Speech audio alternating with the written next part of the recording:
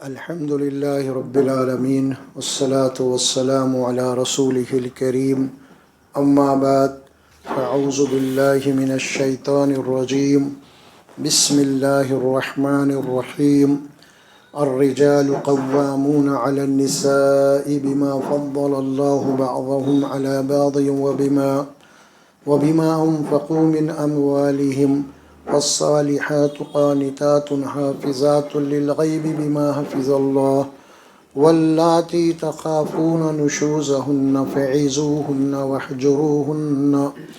واهجروهن في المضاجع واضربوهن فإن أطعناكم فلا تبغوا عليهن سبيلا إن الله كان عليا كبيرا.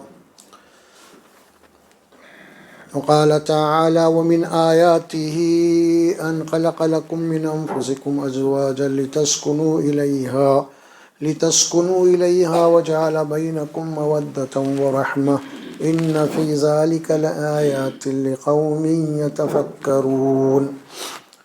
وقال تعالى وعاشروهن بالمعروف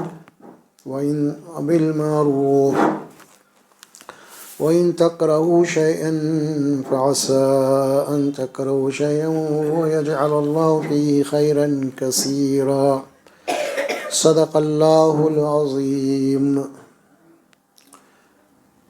یہ 3 مقامات سے آیت پڑھی گئی ہے نا. ایک تو سورہ نساء ہے، دوسری سورہ روم ہے، اور تیسری بھی پھر سورہ نساء ہے. ہماری جو گفتگو چل رہی ہے وہ خصوصیت کے ساتھ ازواجی زندگی سے متعلق ہے.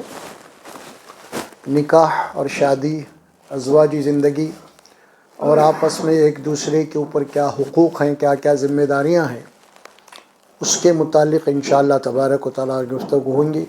گزشتہ ہم نے تفصیل سے اس بات کی وضاحت کی کہ اسلام میں شادی کے اصول کیا ہیں، اللہ نے کیا احکامات دیے ہیں، اللہ کے نبی صلی اللہ علیہ وسلم نے کیا ہدایات دی ہیں. وہ تفصیل سے وہ باتیں آپ کے سامنے آ چکی ہیں. اسلامی شادی کے عنوان سے آپ اس کو جو ہے یوٹیوب پہ بھی دیکھ سکتے ہیں آپ. اور آج ہم انشاءاللہ تبارک و تعالی شادی کے بعد میاں اور بیوی کی جو زندگی شروع ہوتی ہے، پھر اس کے بعد یہ رشتہ کیا ہے، آخر کتنا مضبوط رشتہ ہے یہ میاں اور بیوی کا،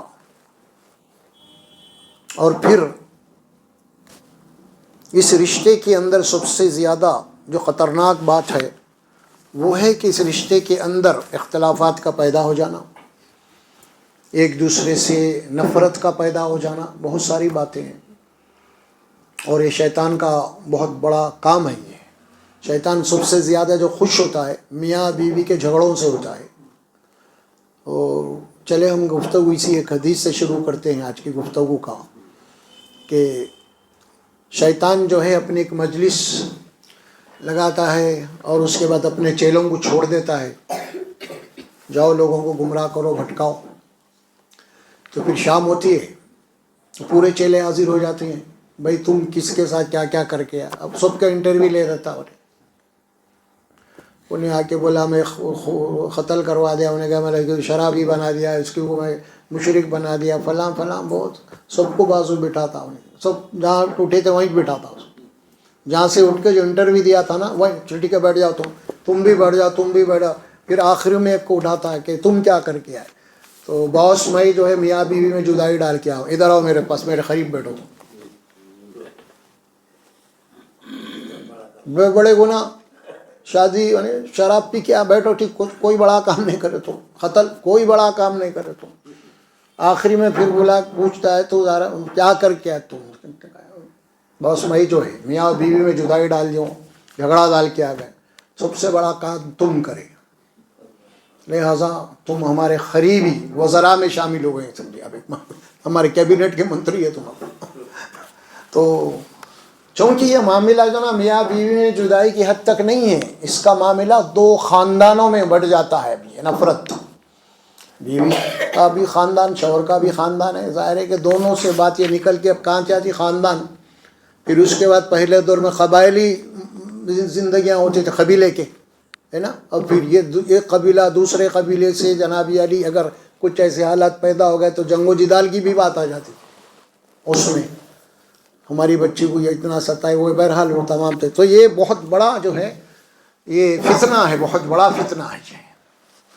قرآن میں بھی ایک بات کہی گئی سورہ تغابن میں، یا ایھا الذین آمنوا ان من ازواجکم و اولادکم عدو لکم، اے ایمان والو تم میں سے تمہاری بعض بیویاں تمہاری دشمن ہیں، تمہاری اولاد بھی بیوی ہے مگر دشمن ہے. یہ بات وہاں پہ بھی فرمائی قرآن میں خود. اب جو آیات پڑھی گئی ہے نا، ان آیات میں اللہ تبارک و تعالیٰ جو بات بتا رہے ہیں نا، انشاءاللہ تبارک و تعالیٰ آج بھی بتوفیق الہی جو ہے ہم بہت ہی اس کی جو ہے نا گہرائی سے اس موضوع کے اوپر گفتگو کریں گے انشاءاللہ تبارک و تعالیٰ. اللہ کی توفیق شامل میں حال اگر ہے تو انشاءاللہ ہم بگاڑ کے جو ہے نتائج کو پہنچیں گے. ہم یہ بگاڑ جو ہے مسلمانوں کے معاشرے میں کہاں سے آ رہا ہے، کیسی بگڑ گئی امت، اس کی وجوہات کیا ہے. سب سے پہلے جاننا یہ ضروری ہے کہ بیماری ہے کہاں سے، آ رہی کہاں سے، یہ جراثیم کون سے ہے، پہلے اس کی تحقیق، بعد میں یہ میڈیسن. اگر آپ خالی میڈیسن بنائیں گے پھر تب پتہ نہیں لگے کہ کون سے جراثیم اٹیک کر رہے ہیں، تو پھر آپ کی کوسائی میڈیسن کام میں نہیں آئے گا.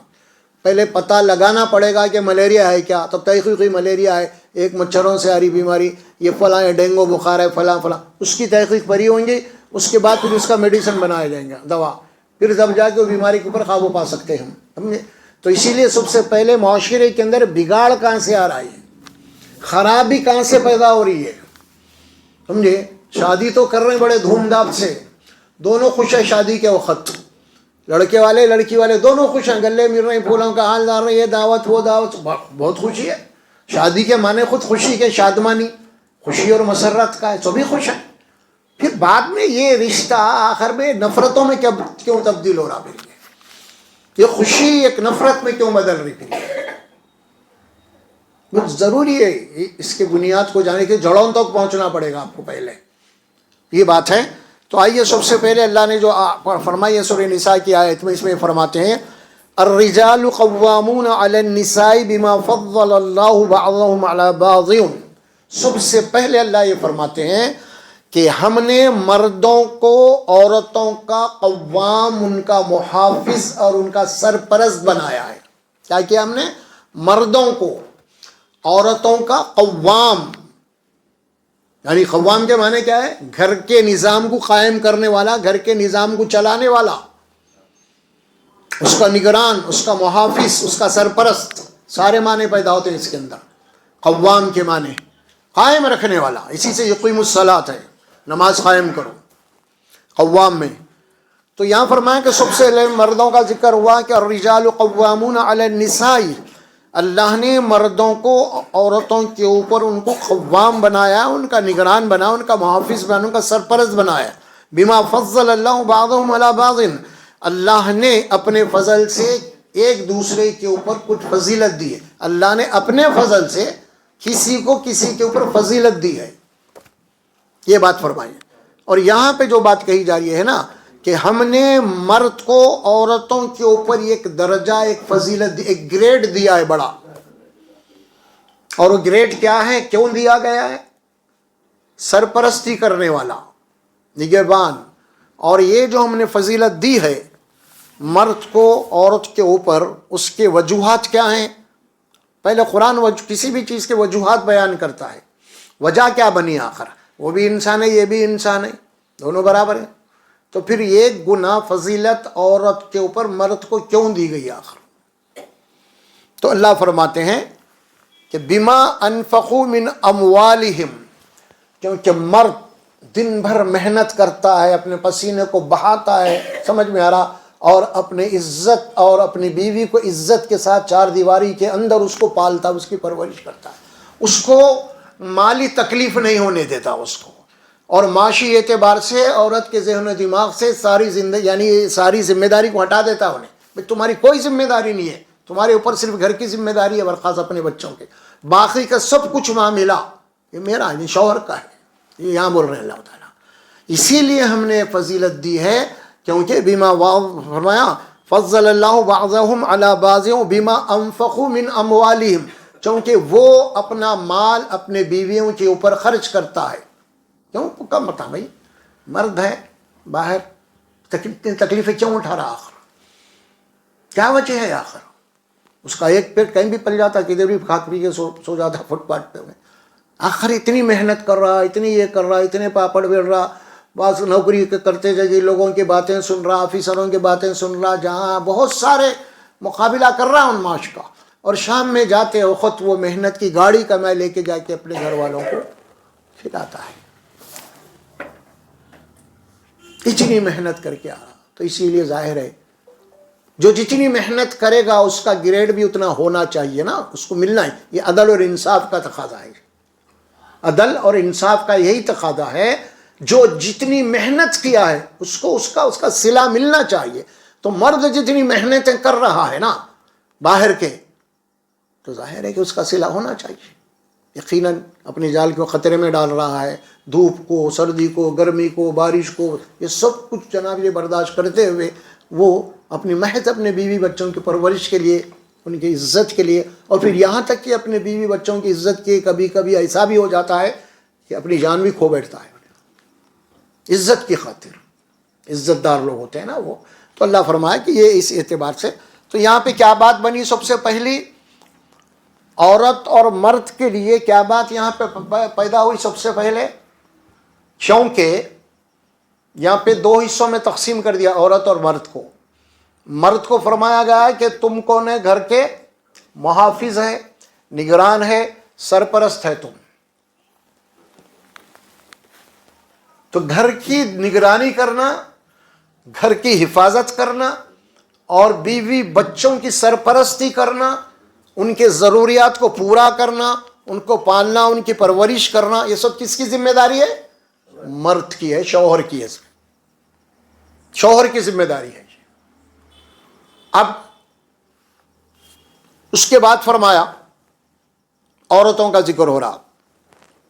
فالصالحات قانتات حافظات للغیب بما حفظ اللہ. پس جو عورتیں نیک ہیں، صالح ہیں، قانتات فرما برداری کرنے والی ہیں اپنے شوہروں کی اور اللہ کی، حافظات للغیب بما حفظ اللہ، اور شوہر کے غیاب میں وہ ان کے عزت کے، ان کے مال کی، گھر و دار، بیوی بچوں کے سب کی وہ حفاظت کرنے والی ہے اللہ جیسا کہ حفاظت کرتا ہے. اس کے بعد فرمایا واللاتی تخافون نشوزہن فعظوہن. اب مردوں کو حکم دیا جا رہا ہے کہ اگر تم کو تمہاری بیویوں سے اگر یہ خطرہ ہو کہ وہ تمہاری باغی بن چکے ہیں، تمہاری بات ماننے کے لیے تیار نہیں ہیں، تمہارے آگے سر اٹھا رہی ہیں، اب وہ تن کے بات کر رہی ہیں اب وہ شوہر سے، اب تو پھر اللہ فرماتے ہیں فعظوہن، سب سے پہلے ان کو اچھی نصیحت کرو، تم سمجھاؤ ان کو کہ اللہ نے مرد کا مقام کیا بنا ہے، عورت کا مقام کیا بنا ہے، بیوی کا کیا مقام ہے، بیوی کی کیا ذمہ داریاں ہیں، شوہر کی کیا ذمہ داریاں، ذرا سمجھاؤ انہیں، تم اچھی نصیحت کرو. فعظوہن واہجروہن فی المضاجع. اب ایک دوسری بات فرمائی جا رہی ہے، اگر وہ تمہاری نصیحت سے باز نہ آئیں، پھر وہی بغاوت پہ اگر اتر آ رہی ہیں، تو پھر کیا کرو تم؟ واہجروہن فی المضاجع. تم کچھ دنوں کے لیے ان کو اپنے کمرے میں تم بھی کمرے میں اور وہ بھی کمرے میں، لہذا تمہارے دونوں کا بستر الگ ہونا چاہیے، ایک جگہ مت سو. گھر کے باہر نہیں، کمرے کے اندر ہی ہونا ہے یہ سب. یہ نہیں آپ کہیں بھی نکل جا رہے ہیں، آپ ویسا نہیں ہے، منع کر دیا گیا ہے. یہ فرمایا کہ کمرے میں مضاجع، بستر کی بات، اب اپنا بستر الگ کر لو کمرے میں. وہجرو، حجرہ کسے کہتے ہیں؟ حجرہ کمرے کو کہا جاتا ہے. چھوڑ دو انہیں تم الگ سے. وہجر یہاں پہ ہجرت سے چھوڑنے کے مزے. پھر اس کے بعد فرمایا اگر یہ بھی تمہاری نصیحت، اگر یہ بھی تمہاری تدبیر کام میں نہیں آئی،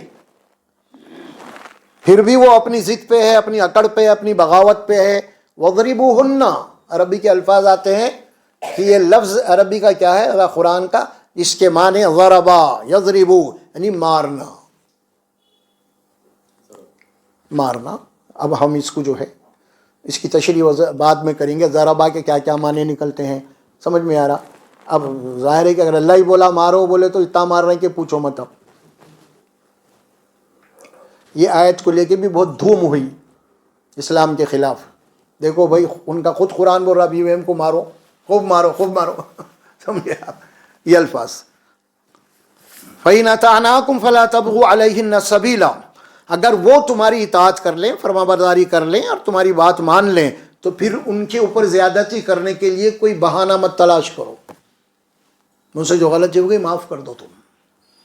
ان اللہ کان علیٰ کبیرہ، کہ بے شک اللہ تبارک و تعالیٰ کون ہے؟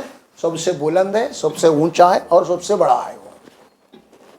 یہ دو جملے اللہ تبارک و تعالیٰ کے دو اسماء حسنہ کے نام یہاں پہ آ گئے. یہ اس کا ترجمہ ہو گیا. اب ہم دوسری ایک آیت پڑھے سورہ روم کی. اس میں اللہ سبحانہ و تعالیٰ فرماتے ہیں وَمِنْ آيَاتِهِ أَنْ خَلَقَ لَكُم مِّنْ أَنفُسِكُمْ. یہ آیت کا نمبر بھی بول دیتا ہوں میں آپ کو. سورہ روم کی آیت ہے یہ. دو مقام پہ آئی آیت یہ، ایک سورہ آراف میں بھی آئی ہے. یہ آیت آ رہی ہے، دیکھیے آپ اللہ سبحانہ و تعالیٰ یہاں ہدایات جو دے رہے ہیں اور وہ ہے وَمِنْ آيَاتِهِ أَنْ خَلَقَ لَكُم مِّنْ أَنفُسِكُمْ أَزْوَاجًا لِتَسْكُنُوا إِلَيْهَا وَجَعَلَ بَيْنَكُم مَّوَدَّةً وَرَحْمَةً إِنَّ فِي ذَلِكَ لَآيَاتٍ لِقَوْمٍ يَتَفَكَّرُونَ. یہ آیت ہے 21 سورہ روم کی. اس کے معنی یہ ہیں، اللہ فرماتے ہیں اللہ تعالیٰ اپنی قدرت کی بہت ساری نشانیوں کو بیان کرتے ہوئے جس میں سے ایک نشانی بھی بیان کر رہا کہ اللہ فرماتے ہیں یہ میاں اور بیوی کا جو رشتہ ہے اللہ کی قدرت کی نشانیوں میں سے ایک نشانی ہے. من آیاتی، اللہ نے پیدا کیا ہے. ان خلق لکم، یعنی اس کی نشانیوں میں سے ہے ان خلق لکم من انفسکم، اللہ نے تمہارے ہی نفس سے یعنی تمہارے ہی جن سے تمہارا ایک جوڑا بنا دیا، بیوی عورت. ازواج جوڑا، ازواج یعنی زوج کے معنی جوڑا. ازواجل، کیوں بنایا یہ میاں اور بیوی کا رشتہ؟ اسی لیے بنایا لتسکنوا الیہا، تاکہ تم اپنے بیویوں سے سکون حاصل کرو اور راحت حاصل کرو. میاں اور بیوی کا رشتہ کیا ہے؟ سکون حاصل کرنے کا ہے. یہ رشتہ ہے. الیہا وجعل بینکم مودۃ ورحمہ، اور ہم نے میاں اور بیوی کے درمیان میں مودت کے معنی محبت پیدا کر دی ہے. مودت کے معنی محبت اور چاہت پیدا کر دی ہے. وہ رحمہ، اور ایک دوسرے کے لیے رحمت، ایک دوسرے کے دکھ اور درد کو سمجھنے والا بنایا ہے. ہم نے غمخوار بنایا ہے دونوں کو، میاں اور بیوی کا جو رشتہ ہے. اور اس کے بعد فرمایا ان فی ذلک لآیات لقوم یتفکرون، بے شک میاں اور بیوی کے اس محبت میں، اس غمخواری کے اندر، اس رشتے کے اندر جو غور و فکر کرنے والے لوگ ہیں، بہت بڑی نشانی ہے اللہ کی اس میں. سورہ روم. اور ایک آیت ہم پڑھے تھے سورہ نساء، اس کا بھی حوالہ دے دیتا ہوں میں آپ کو.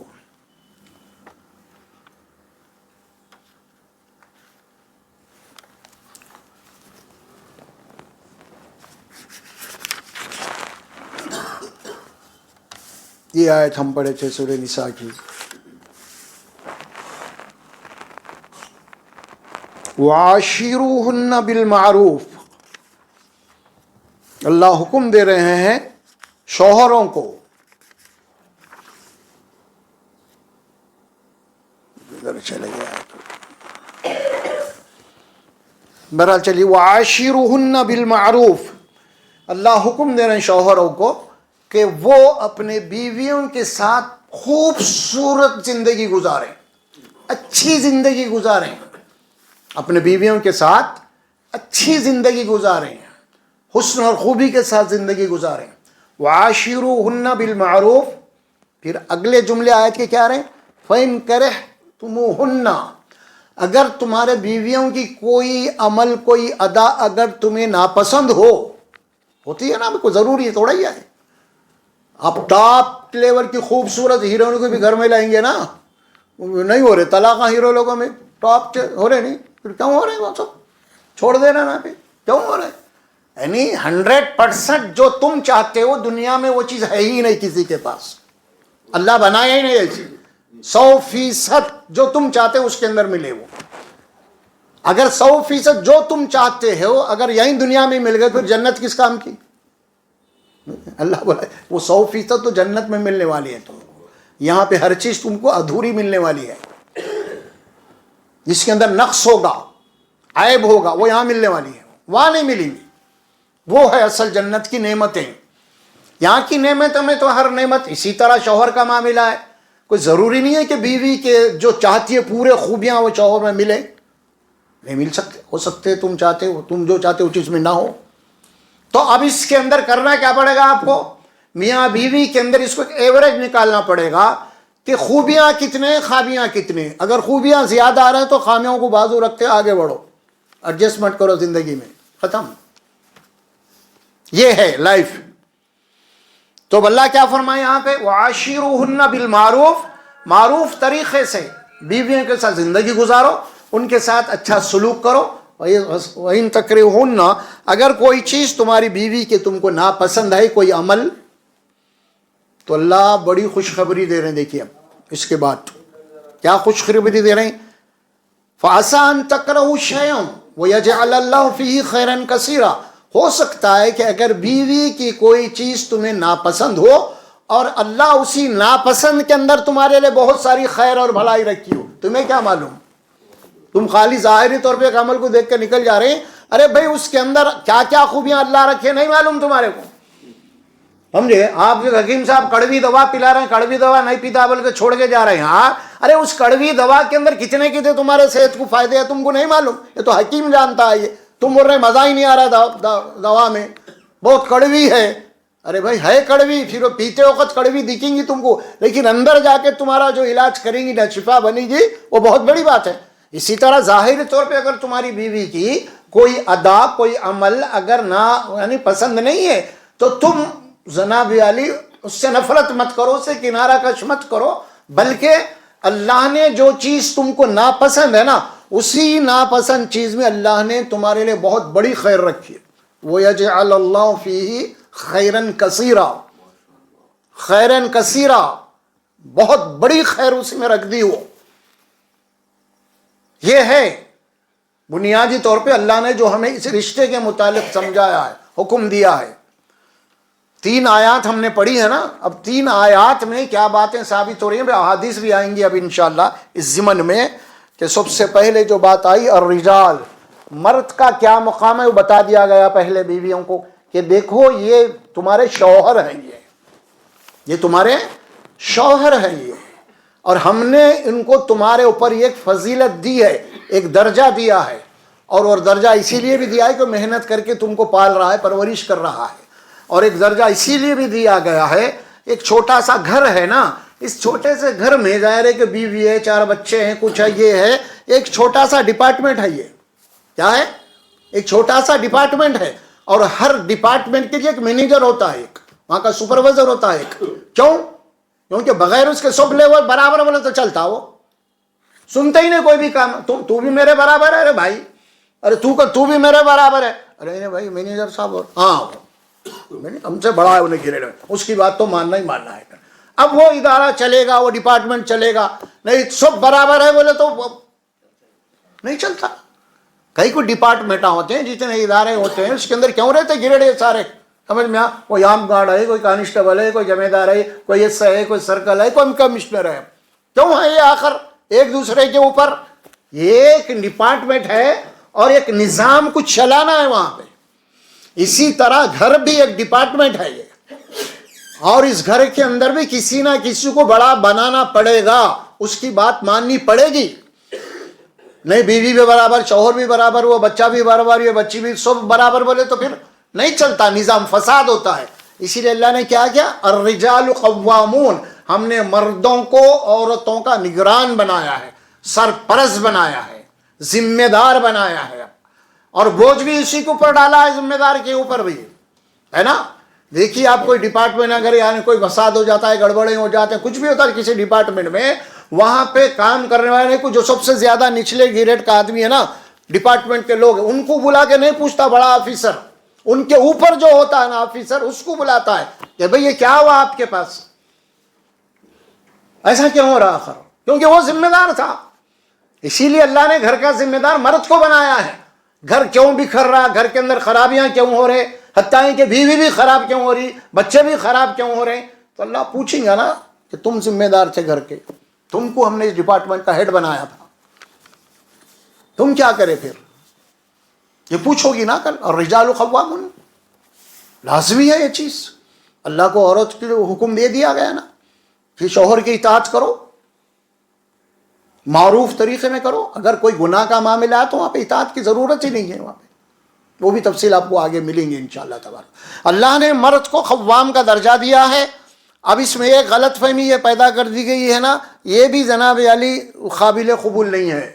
وہ کیا ہے, ہم نے جو ترجمہ اس میں کیا ہے نا مفسرین کے ترجمے پڑھ کے, اس میں قوام کا ترجمہ کیا ہے, گھر کے نظام کو قائم رکھنے والا, سرپرست, نگہبان, نگران, محافظ, یہ سارے ترجمے آتے ہیں تفاسیر میں. لیکن ایک ترجمہ اس میں جس کے اوپر نقطہ چینی ہوئی ہے وہ یہ ہے کہ وہاں پہ غیر ضروری طور پہ ترجمہ کر دیا, ہم نے مردوں کو عورتوں کا حاکم بنایا ہے. نہیں, حاکم نہیں ہے آپ, حاکم تو اللہ ہے. اللہ اپنے حکم سے آپ کو سر پر نگران بنایا ہے, آپ حاکم نہیں ہیں. آپ وہ حکم الحاکم نے اللہ ہے, وہ حاکم بنایا. اب حاکم بولتے ان کے دماغ میں آ گئی میں حاکم ہوں تو میری غلام ہے, اب تم جاؤ جو بولے وہ سن, تو میں حاکم ہوں. یہ غلط فہمی پیدا ہو گئی, نہیں صحیح نہیں ہے بات. تو بہرحال قوام کا ترجمہ آپ کے سامنے آئے, تفاسیر اٹھا کے آپ دیکھ سکتے ہیں. اور لفظی ترجمہ جب قوام, حاکم کا ہے تو یہاں پہ حاکم کا لفظ ہو سکتا تھا, لیکن قوام کا لفظ ہے. قوام قائم کرنے والا, گھر کے نظام کو چلانے والا, سرپرست, نگہبان, نگران. تو عورت کے مقابلے میں مرد کو. اب آپ قرآن کے کچھ آیات آ رہی ہیں جس میں اللہ سبحانہ و تعالیٰ فرماتے ہیں کہ وَلِلرِّجَالِ عَلَيْهِنَّ دَرَجَةٌ وَلِلرِّجَالِ عَلَيْهِنَّ دَرَجَةٌ, ہم نے مردوں کو عورتوں کے اوپر ایک درجہ گریڈ دیا ہے. یہ بھی ترجمہ اس کا وہیں سورۃ البقرہ کی آیت ہے یہ بھی. اور دوسری ایک آیت مبارکہ آتی ہے قرآن میں, وہ بڑی حکیمانہ آیت ہے, وہ بھی سورۃ البقرہ کا ہے. اس میں اللہ تبارک و تعالیٰ فرماتے ہیں کہ میاں بیوی کا رشتہ کیا ہے آخر, اور اللہ نے کیا بہترین تمثیل دی ہے نا, اس سے بہترین کوئی تمثیل ہو ہی نہیں سکتی. وہ تمثیل کیا ہے, ہن لباس لکم وانتم لباس لہن. اللہ فرماتے ہیں شوہر بیوی کا لباس ہے اور بیوی شوہر کا لباس ہے.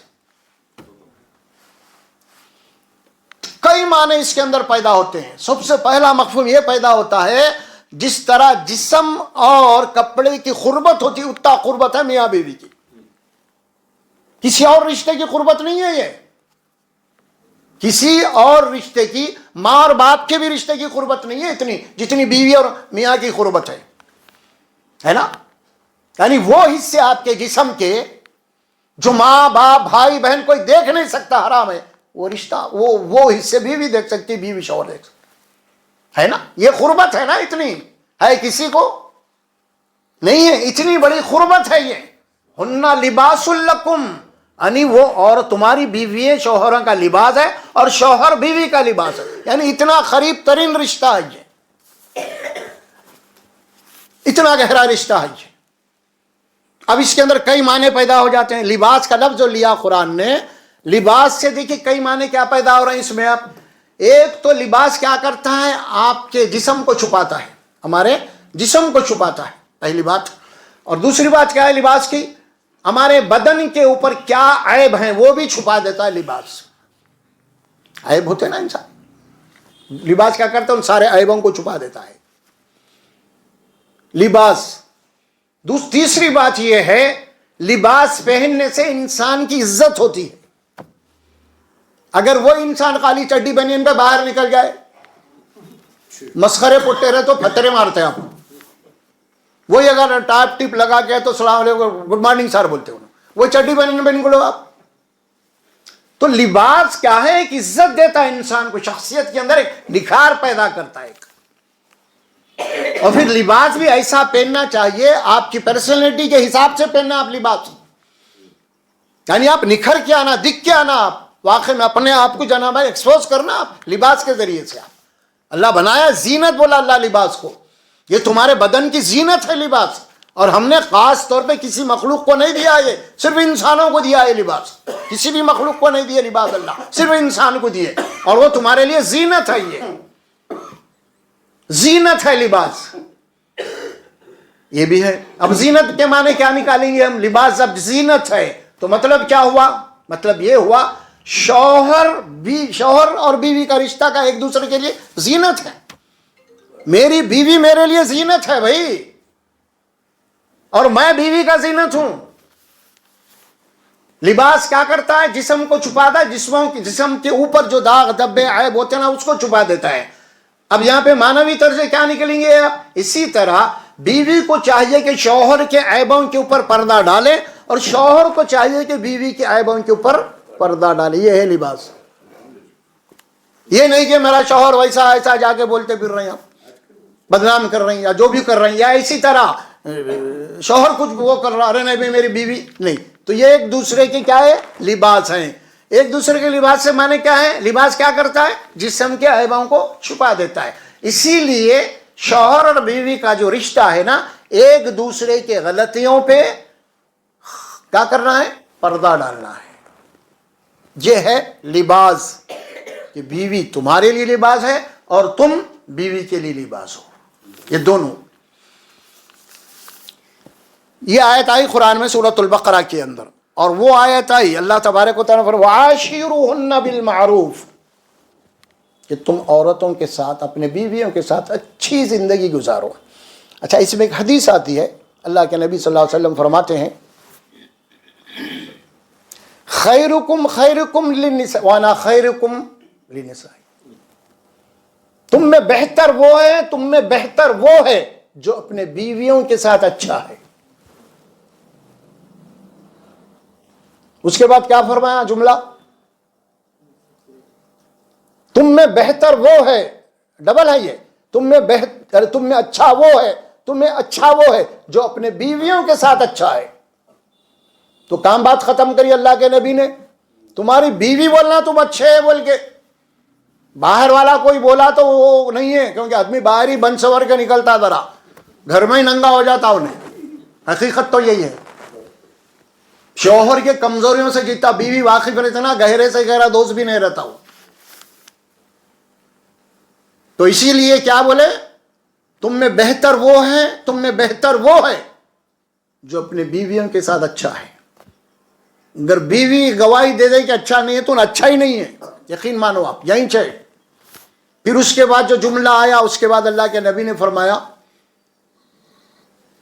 دیکھو میں اپنے بیویوں کے ساتھ اچھا ہوں.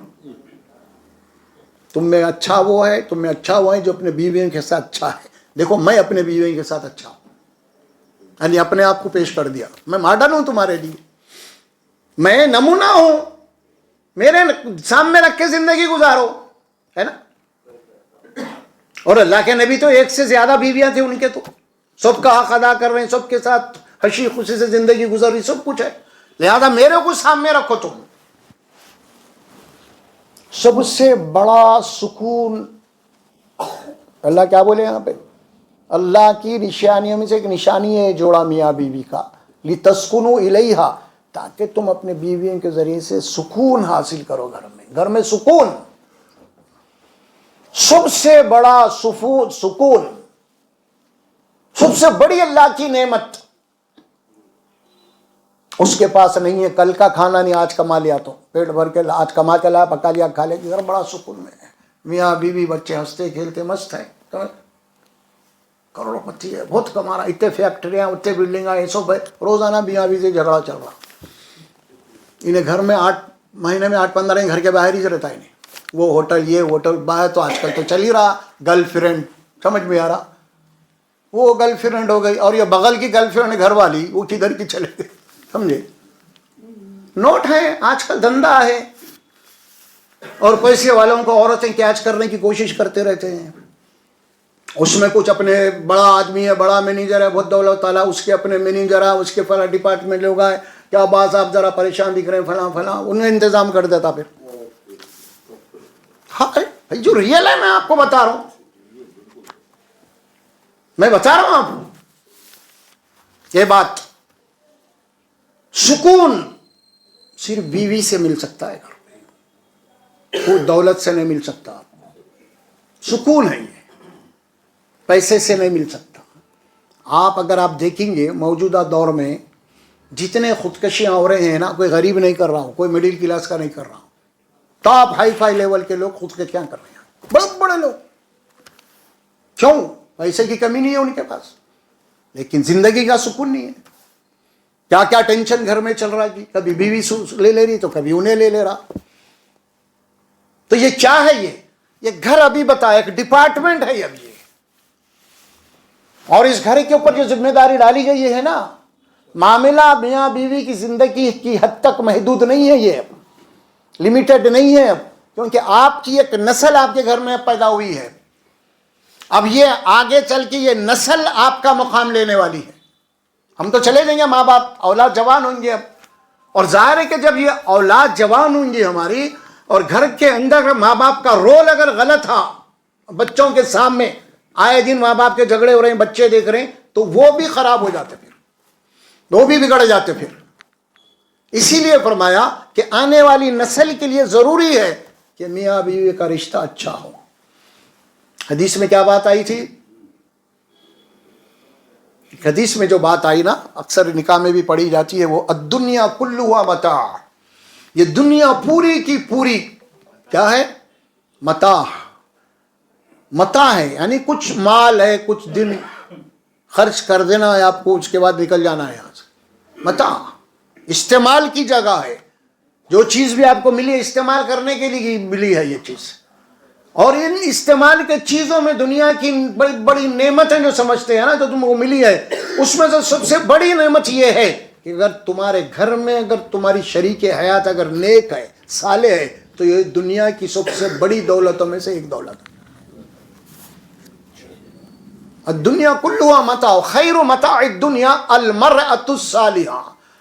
اور ان چیزوں میں سب سے بہترین اگر کوئی ہے تو وہ تمہاری نیک بیوی ہے، با اخلاق بیوی ہے، با کردار بیوی ہے آپ کی.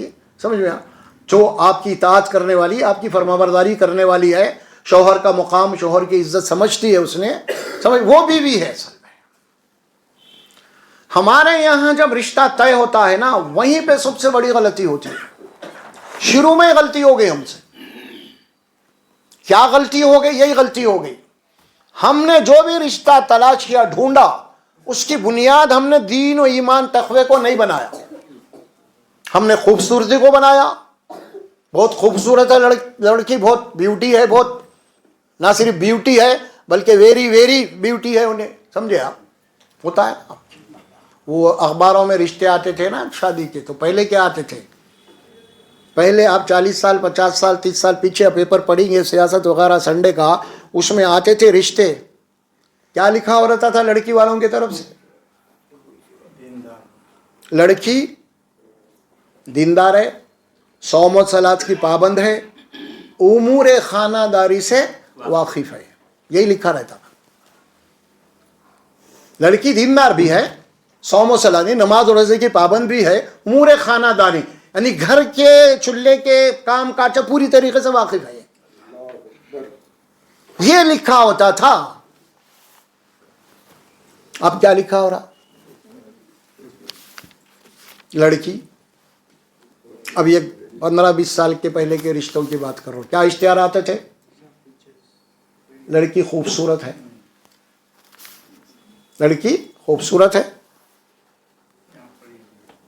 اور پابند بھی ہے صوم و صلات کی، یہ بھی آتے تھے. اب اس کے بعد کیا ہوا؟ ابھی حالیہ جو اشتہارات آ رہے ہیں ہمارے پاس، وہ کیا ہے؟ لڑکی خوبصورت ہے، بلکہ خوبصورت کے بعد اور کچھ بڑھا دیے, very very very very beauty. اب یہ رشتے آ رہے ہیں. اس کے بعد اور کیا آ رہا؟ لڑکی کے بھائیاں جناب علی گرین کارڈ ہولڈر ہے امریکہ میں, یہ بھی آ رہا. اور بچی بھی جناب علی جانے والی ہے, اس کو بھی گرین کارڈ. لہذا بچے کے بھائیاں وغیرہ باہر سے آ چکے ہیں اور وہ 15 دن میں جانے والے ہیں, ہم کو جلدی رشتہ چاہیے. اب لگ گئی لائن. نہ تو دین ہے وہاں, اچھا ایمان ہے, نہ تو تقویٰ ہے. سوچ بدل گئی, تھنکنگ بدل گئی, سب کچھ بدل گیا. جب سوچ بدل گئی تو آپ کا لائف اسٹائل بھی بدل گیا.